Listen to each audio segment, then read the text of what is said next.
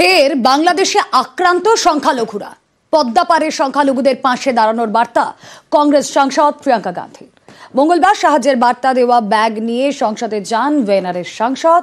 বাংলাদেশের সংখ্যালঘু নির্যাতন নিয়ে এদিন সংসদে বিক্ষোভ দেখান কংগ্রেস সাংসদরা। অন্যদিকে বাংলাদেশের কট্টরপন্থীদের ভারত বিদ্বেষী হুমকি চলছেই। বাংলাদেশের কট্টরপন্থীদের গলায় ভারত বিদ্বেষ, আর সে দেশে রক্তাক্ত সংখ্যালঘুরা। মৌলবাদীদের বিরুদ্ধে হামলার অভিযোগ। গত মাসে বাংলাদেশে ইসকনের সন্ন্যাসী চিন্ময় কৃষ্ণ দাসকে গ্রেপ্তার করা হয়। তারপর থেকে অশান্ত বাংলাদেশ, সংখ্যালঘুদের উপরে অত্যাচার হচ্ছে বলে অভিযোগ। এ নিয়ে মঙ্গলবার বার্তা দেন কংগ্রেস সাংসদ প্রিয়াঙ্কা গান্ধী। কাঁধে ব্যাগ, তাতে লেখা বাংলাদেশের সংখ্যালঘুদের পাশে দাঁড়ান। একই ব্যাগ নিয়ে এদিন সংসদে যান কংগ্রেস সাংসদরা। বাংলাদেশের সংখ্যালঘুদের নিরাপত্তার দাবিতে তারা বিক্ষোভ দেখান। নেতৃত্বে ছিলেন প্রিয়াঙ্কা গান্ধী। সোমবার বাংলাদেশ ইস্যুতে সংসদে সরব হন ওয়ায়নারের কংগ্রেস সাংসদ। बांग्लादेश में जो अल्पसंख्यकों के साथ जो हिंदुओं और ईसाइयों के साथ अत्याचार हो रहा है, उसके खिलाफ इस सरकार को आवाज उठानी चाहिए।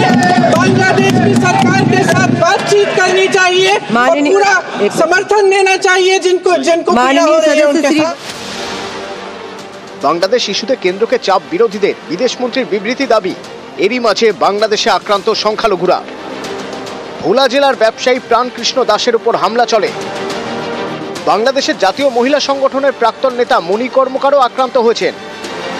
এই দুজনেই এখন হাসপাতালে চিকিৎসাধীন। সংখ্যালঘু হওয়ার কারণেই তাদের উপর হামলা বলে অভিযোগ। অন্যদিকে শেখ হাসিনার বিরুদ্ধে তদন্ত শুরু করছে বাংলাদেশের দুর্নীতি দমন কমিশন। হাসিনার বিরুদ্ধে 21,000 কোটি টাকা লোপাটের অভিযোগ। এ নিয়েই তদন্তের নির্দেশ ইউনূস সরকারের। হাসিনার বোন রেহানার বিরুদ্ধেও হবে তদন্ত। নিউজ 18 বাংলা। বাংলাদেশে আটক মৎস্যজীবীদের ফেরানোর তৎপরতা। মুখ্যমন্ত্রীর উদ্যোগে মৎস্যজীবীদের ফেরানোর উদ্যোগ। বাংলাদেশে আটক রাজ্যের 95 জন মৎস্যজীবী। আর মৎস্যজীবীদের মুক্তির জন্য কেন্দ্রকে চিঠি দিয়েছেন মুখ্যমন্ত্রী মমতা বন্দ্যোপাধ্যায়।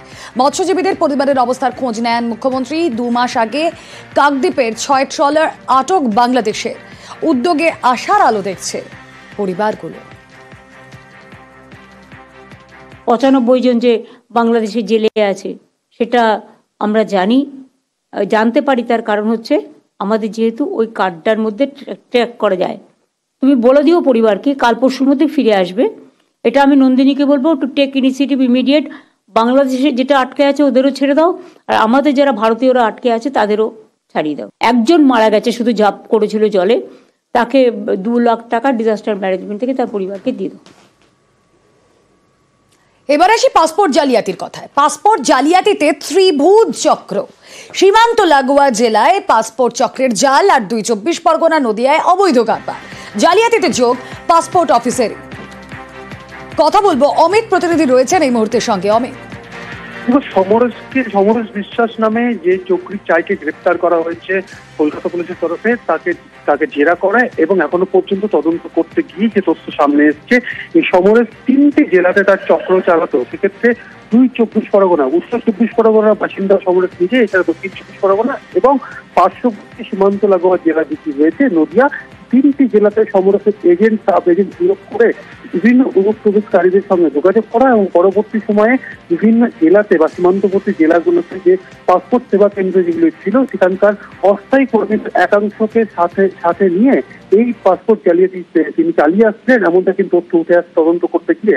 এবং বসিরহাট থেকে গতকাল যে অস্থায়ী কর্মী, অর্থাৎ পাসপোর্ট অফিসে যে অস্থায়ী কর্মীকে গ্রেপ্তার করা হয় তারকনাথ সেন, তার মাধ্যমে 200টির বেশি পাসপোর্ট ইস্যু করা হয়েছে, এই তথ্য কিন্তু উঠে এসছে। অর্থাৎ একটি জায়গা থেকেই যেটা পাওয়া যাচ্ছে যে বসিরহাটে যে পাসপোর্ট সেবা কেন্দ্র, সেখানে এই তারকনাথ সেন বলে যে অস্থায়ী কর্মী, তার হাত ধরেই 200টির বেশি জাল পাসপোর্ট কিন্তু বা ভুয়ো পাসপোর্ট কিন্তু ইস্যু হয়েছে।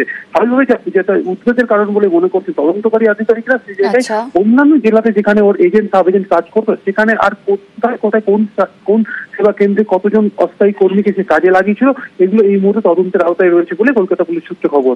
বেশ।